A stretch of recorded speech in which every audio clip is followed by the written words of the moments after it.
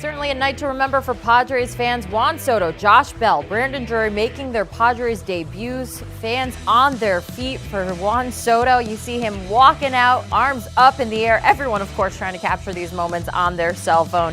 All right, we're going to go to the first at-bat. This is a 3-0 pitch. Soto takes this one, up and away, ball 4.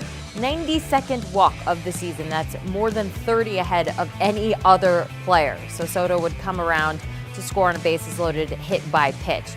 Brandon Drury, though, this is the fun. Only the beginning for the new Padres here. Drives it to deep left. That one's gone. That's a grand slam. Way to welcome yourself to a new team, right? Slam Diego, as my Don Orsillo likes to call it.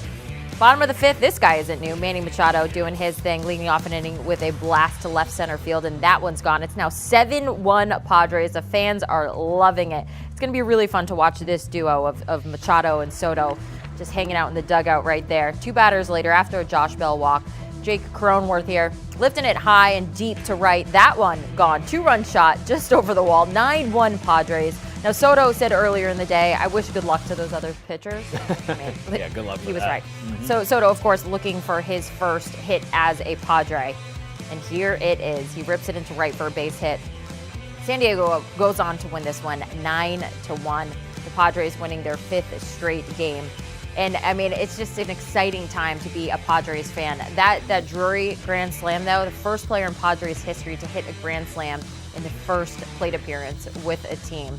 It's just a fun team to watch before and now with all these new additions. Very exciting. Soto said all the conversations with the Padres general manager A.J. Preller and his new teammates have been, let's win. Let's bring the good energy to the clubhouse and to the stadium. Just come in here, try to win, try to bring my experience from that 2019 World Series champ here to San Diego. He said this team has everything that it needs to win a World Series.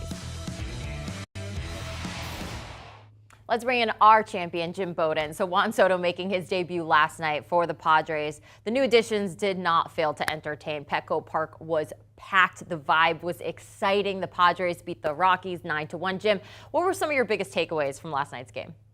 Yeah, it was electric, and the fact that the fans were standing almost the entire game. I mean, I think the broadcasters made it very clear that for the first time all year, fans didn't get to sit down much. That's the excitement. But what really stood out to me was what it means when you lengthen a lineup. And as much of the attention that goes to Juan Soto, the fact that they brought in both Josh Bell and Brandon Drury just really lengthens the lineup. And just having Juan Soto in the lineup allows everybody around him to get better pitches, including Manny Machado, who had 2 hits, including the home run that you showed in the video. Jake Cronenworth went yard to right field. But a lot of that has to do with everybody around him in the lineup. In that first inning, I thought it was significant that Soto walked. Then Josh Bell came up and he walked.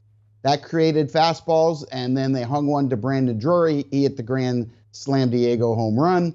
But it's the length of the lineup because everybody now is better because Juan Soto's in there. And they're doing that all without Fernando Tatis Jr. I did get a big kick out of before the game, he wanted to get his number 22, which Nick Martinez had. And so we went to Martinez and asked him what he wanted for it. And Martinez said, I want a fishing boat. I was like, what? No, you're not getting a fishing boat. But he did get a watch. But I thought that was funny. And then to your point, when they asked him about, would you sign a long-term extension here?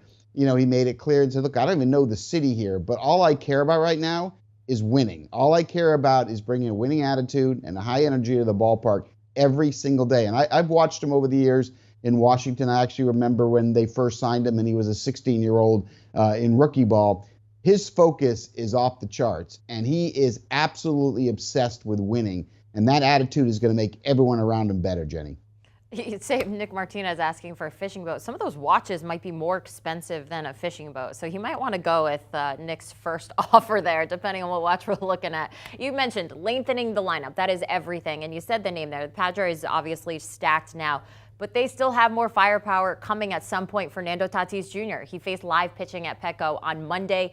He's been out with that left wrist fracture. A rehab assignment might start this weekend. So do you have any projected timeline for his return, and what would he bring when he's back?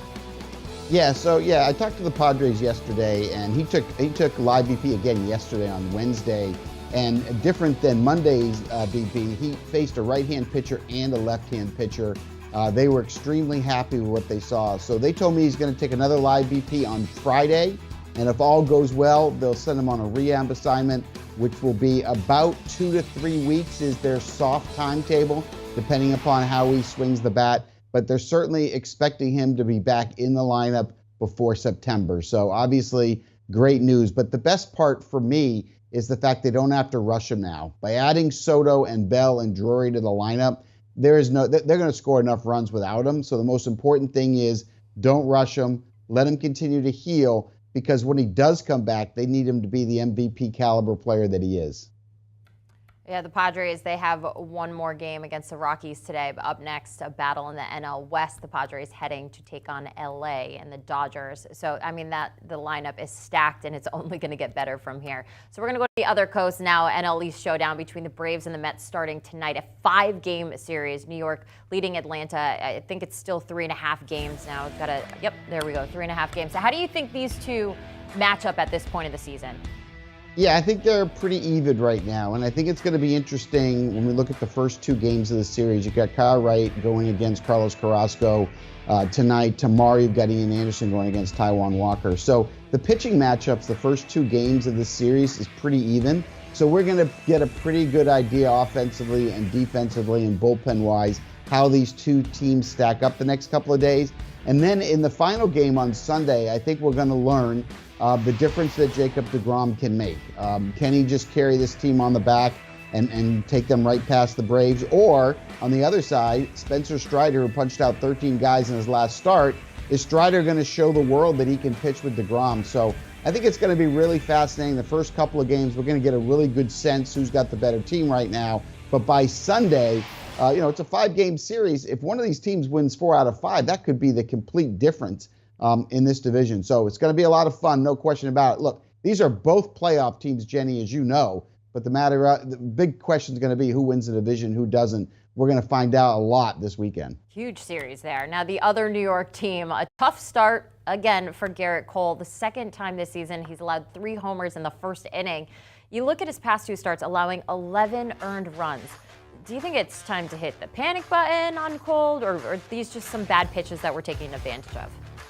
Yeah, I mean, look, it was 7 batters into the game, and he gave up 6 runs. Eesh. But then he settled down and pitched really well. And my experience when you see that is the fact that he probably just didn't warm up properly and just wasn't ready to go in the first inning. I also was surprised that Trevino wasn't catching him in that game yesterday.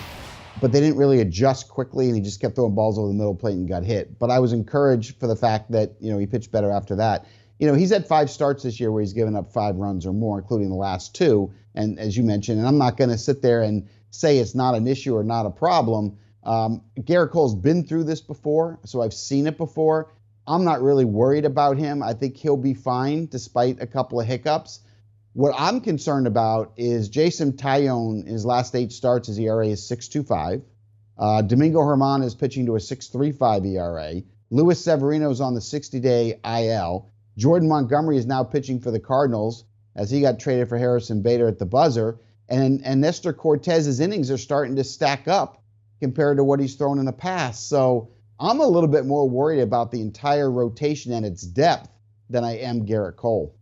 Yeah, the depth definitely an issue at this point. I just want to go back to something that you said, though, because I find it interesting. You said he might not have warmed up properly. At this point, though, in his career, shouldn't he have that down? Isn't that concerning to you at all, that he might not be in a spot where he's warming up properly for a start?